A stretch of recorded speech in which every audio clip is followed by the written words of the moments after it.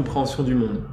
J'ai couru après le bonheur, sans prendre le temps de savoir ce que c'est. J'essaie d'avoir un enfant, j'essaie d'avoir autre chose que des regrets.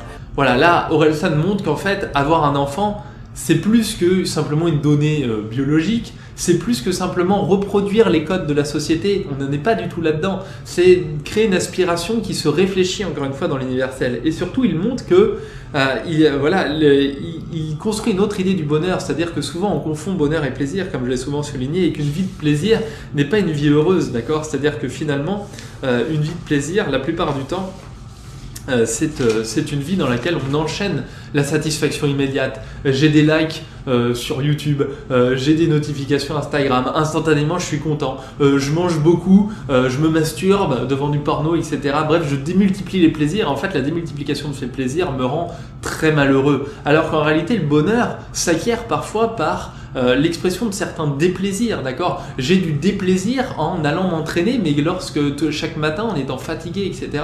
Mais finalement, lorsque je parviens à être sur le podium lorsque j'ai terminé ma compétition par laquelle je m'étais beaucoup entraîné, je suis beaucoup plus heureux finalement.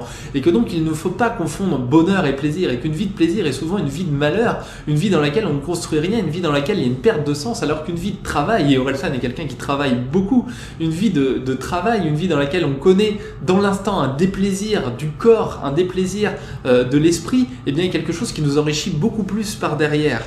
Et cette trajectoire d'Orelsan est extrêmement intéressante puisqu'à mon avis, elle illustre bien encore une fois des mutations sociales et historiques qui ne sont pas anodines, et en ce sens-là, Orelsan est un très grand artiste, un très grand poète, capable d'être la conscience réfléchie de cet universel historique qui est en train de se produire à l'heure actuelle. Donc, chapeau l'artiste.